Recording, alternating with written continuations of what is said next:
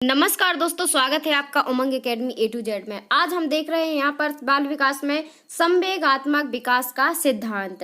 तो जो ये संवेगात्मक विकास का सिद्धांत है, ये किसने दिया है? तो ये किसने दिया है? मैकडूगल ने दिया है। कई बार क्वेश्चन पेपर में आ चुका है कि जो संवेगात्मक विकास का सिद्धांत है वो किसने दिया है।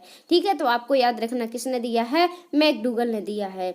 अब अगला फैक्ट इसमें दिया है कि जो संवेग है, संवेग को इंग्लिश में इमोशन कहते हैं। क्या कहते हैं? Emotion, EMOTION। ठीक है, तो ये जो संवेग शब्द है, मतलब इमोशन शब्द है, वो लैटिन भाषा के इमोवर से बना हुआ है। किससे बना हुआ है?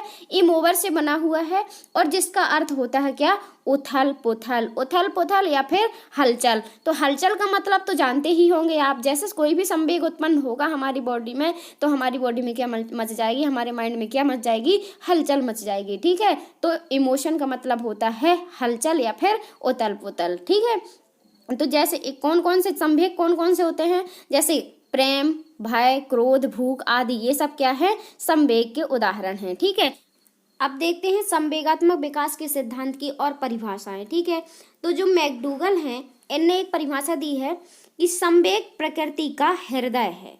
ठीक है, तो इसमें तो आपको कुछ याद करने की बात ही नहीं है, क्योंकि जो संवेगात्मक विकास का सिद्धांत है वो किसने दिया है? मैकडूगल ने दिया है। तो उसके जो प्रकृति के हृदय, मतलब मेन हृदय कौन माने जाएंगे? मैकडूगल ही माने जाएंगे। तो आप इस प्रकार से इसको याद रख सकते हैं कि जो संवेग है वो प्रकृति का क्या है? हृदय है। ठीक है, अब अगली जो परिभाषा है वो वुडवर्थ ने दी है। वो क्या है? संवेग व्यक्ति की उत्तेजित दशा है। क्या है? जो संवेग है, जब हमारी बॉडी में कोई भी संवेग उत्पन्न होता है तो हमारी बॉडी कैसी हो जाती है? उत्तेजित हो जाती है। तो संवेग क्या है? उत्तेजित, हमारी बॉडी की मतलब व्यक्ति की उत्तेजित दशा ही क्या है? संवेग है। इस किसने कहा है? वुडवर्थ ने कहा है। अब आपको इसको याद कैसे रखना है? ठीक है, तो देखो यहाँ वुड, वुड माने क्या होता है? लकड़ी होती है। वुड मीन्स होता है क्या? लकड़ी। और लकड़ी की वर्थ पर वही व्यक्ति चढ़ सकता है जो क्या होगा? उत्तेजित होगा। अगर वो उत्तेजित नहीं होगा तो वो वुड की बर्थ पर नहीं चढ़ सकता है। तो आप इस प्रकार से याद रख सकते हैं कि वुड जो बर्थ है, वुड की जो बर्थ मतलब लकड़ी की जो बर्थ है, उस पर चढ़ने के लिए उसको क्या होना पड़ेगा? व्यक्ति को उत्तेजित होना पड़ेगा। ठीक है, तो आप याद रख सकते हैं कि जो वुड बर्थ है उनने क्या परिभाषा दी है? संवेग व्यक्ति की उत्तेजित दशा है। ठीक है, अब जो अगली परिभाषा है वो गेट्स के अनुसार है। वो क्या है? संवेग वे घटनाएं हैं जिनसे मनुष्य अशांत या फिर उत्तेजित हो जाता है। क्या? संवेग वे घटनाएं हैं जिनसे मनुष्य अशांत या फिर उत्तेजित हो जाता है। अब आपको इसको याद कैसे रखना है? गेट्स, गेट्स से आप याद रखो गेट। क्या? गेट, दरवाजा मतलब। ठीक है, तो अगर किसी व्यक्ति को कमरे के अंदर बंद कर दिया जाए और दरवाजा लगा दिया जाए, और फिर जैसे कोई बाहर से आता है और वो व्यक्ति गेट खोलता है। ठीक है, तो जैसे कोई मनुष्य आता है तो वो अंदर जो व्यक्ति है वो क्या हो जाता है? अशांत हो जाता है और उत्तेजित हो जाता है, मतलब देखने लगता है कि आखिर कौन आया है। ठीक है, तो जैसे ही दरवाजा खोलेगा तो व्यक्ति, मनुष्य क्या हो जाएगा? अशांत हो जाएगा और उत्तेजित हो जाएगा। ठीक है, तो आपको याद रखना है कि जो गेट्स है उसको अशांत याद रखना है वर्ड आपको। तो गेट्स ने क्या कहा है? संवेग वे घटनाएं हैं जिनसे मनुष्य अशांत या फिर उत्तेजित हो जाता है। अब अगली जो परिभाषा है वो रॉस के अनुसार है। अब इनने क्या कहा है? संवेग क्या है? चेतना की वह अवस्था है जिसमें रागात्मक तत्व की प्रधानता रहती है। इसको भी बहुत अच्छे तरीके से याद करने की ट्रिक है कि जैसे रॉस, रॉस क्या है?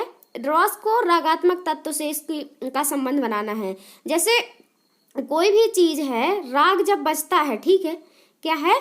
राग जब बजता है तो क्या होता है? हमको रास आता है। क्या? रास आता है, मतलब हमको बहुत अच्छा लगता है जब कोई भी किसी भी गाने का या किसी भी धुन का क्या राग बजता है तो हमको क्या होता है? रास आता है। तो आप इससे याद रख सकते हो कि जो रॉस ने परिभाषा दी है वो क्या दी है? संवेग चेतना की वह अवस्था है जिसमें रागात्मक तत्व की प्रधानता रहती है। ठीक है, तो आपको ये 4 परिभाषा तो याद हो ही गई होंगी। अब देखते हैं और परिभाषा कौन कौन सी है। अब यहाँ पर जो अगली परिभाषा है वो किसकी दी हुई है? जरसील्ड की। जो जरसील्ड वैज्ञानिक है उन्होंने क्या कहा है संवेग के बारे में? किसी भी प्रकार के आवेश आने, भड़क उठने तथा उत्तेजित हो जाने की अवस्था को क्या कहते हैं? संवेग कहते हैं। अब इसको कैसे याद रखेंगे आप? इससे एक जड़ शील्ड को एक मतलब इसका एक अर्थ निकाल लो आप कि जब रस्सी से शील्ड कर दिया जाता है किसी व्यक्ति को, रस्सी से अगर किसी को हम शील्ड करेंगे मतलब बांध देंगे तो वो क्या होगा भाई, आवेश में आएगा, भड़क उठेगा और उत्तेजित हो जाएगा। ठीक है, उत्तेजित तो आपको सभी में लगभग मिल रहा है, लेकिन आपको उत्तेजित बस इससे वो नहीं करना है आपको कोरिलेट। ठीक है, बस आपको और भी शब्द तो देखने हैं, आवेश देखना, भड़क उठना, ये सब क्या है, जब किसी व्यक्ति को रस्सी से शील्ड कर दिया जाएगा मतलब बांध दिया जाएगा तो वो क्या कैसा करेगा, आवेश में आ जाएगा, भड़क उठेगा और उत्तेजित हो जाएगा। ठीक है, तो आपको ऐसे इनकी परिभाषा को याद रखना है। अब इन्होंने क्रो एंड क्रो ने क्या कहा है, क्रो एंड क्रो ने क्या परिभाषा दी है, संवेग वह भावात्मक अनुभूति है जो व्यक्ति की मानसिक व शारीरिक उत्तेजना पूर्ण अवस्था तथा सामान्यीकृत आंतरिक समायोजन के साथ जुड़ी होती है और जिसकी अभिव्यक्ति प्रदर्शित बर्बाह व्यवहार द्वारा होती है। तो ठीक है, तो आपको इसकी इनकी इतनी बड़ी परिभाषा है, आप इसको कैसे याद रखेंगे।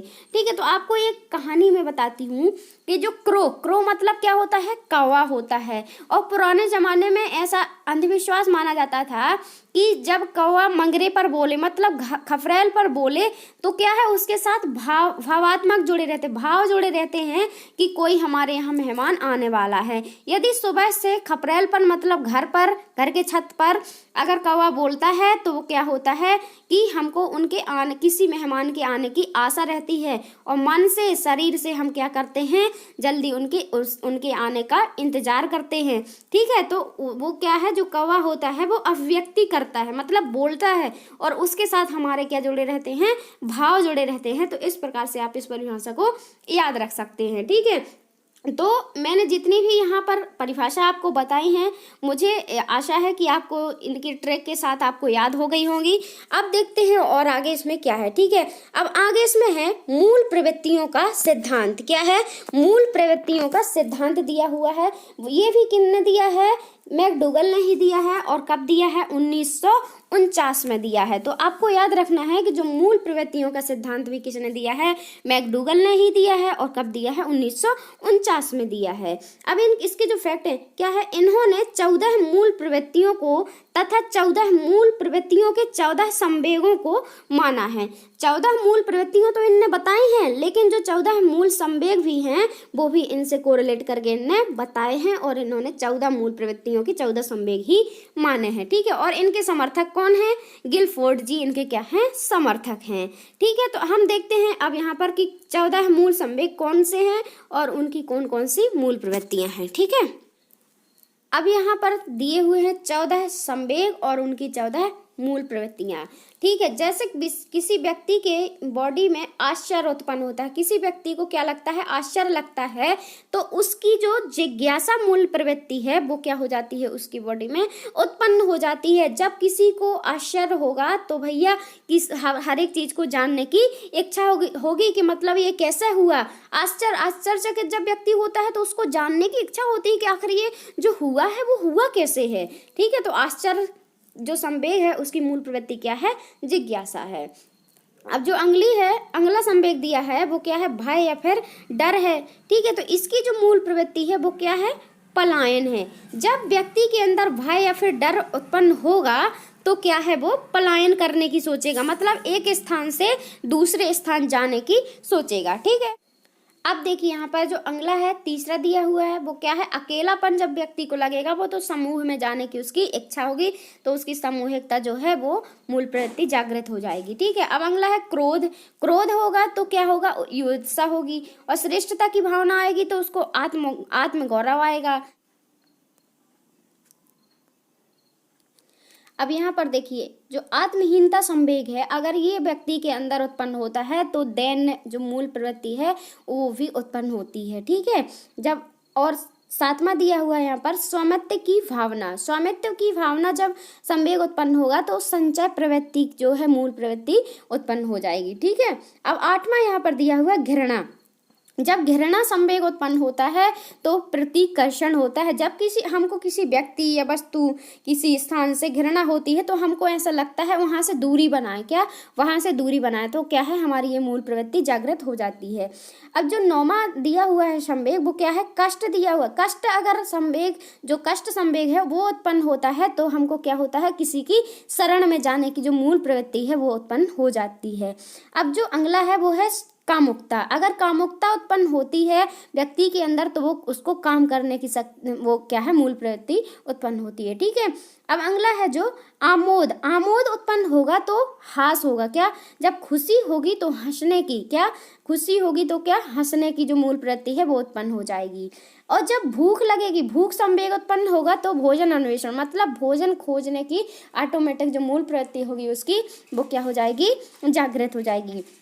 अब जो अगला दिया हुआ है वो क्या है, वात्सल्य या फिर स्नेह। अगर वात्सल्य और स्नेह हमारे अंदर संवेग उत्पन्न होता है तो क्या होगा, हमको शिशु रक्षा या फिर संतान की कामना उत्पन्न होगी। और अगला है सृजनात्मकता की भावना। अगर सृजनात्मकता जो संवेग है वो उत्पन्न होगा हमारी बॉडी में तो क्या होगा, हमको रचनात्मक, मतलब रचना करने की इच्छा होगी और ये क्या है, मूल प्रवृत्ति उत्पन्न हो जाएगी। तो ये थे इनके 14 मूल संवेग और 14 मूल प्रवृत्तियां। ठीक है, तो आपको याद हो गई होंगी। वैसे बहुत इजी है, आपको याद रखना है, क्वेश्चन एग्जाम में कैसे भी पूछा जा सकता है। ठीक है, अब इससे संबंधित देखते हैं हम क्या, अभ्यास प्रश्न।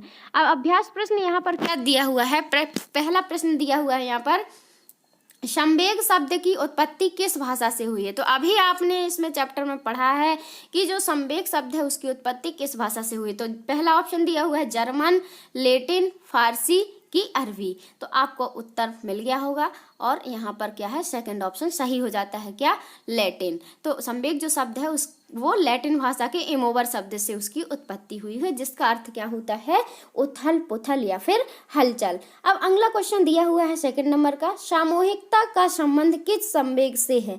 जो सामूहिकता है वो उसको किस संवेग से रिलेट किया गया है। अगर सामूहिकता जो है मूल प्रवृत्ति उस किस संवेग से है, तो एकाकीपन से है। जब हमको एकाकीपन होगा तो हम कहाँ, इस सामूहिकता में जाने का प्रयास करेंगे। ठीक है, जाने की इच्छा होगी हमारी। ठीक है, अब अगला क्वेश्चन जो दिया हुआ है वो क्या है, थर्ड नंबर का दिया हुआ है यहाँ पर क्वेश्चन, मैकडूगल के 14 मूल प्रवृत्तियों तथा 14 संवेगों के सिद्धांत के कौन समर्थक हैं।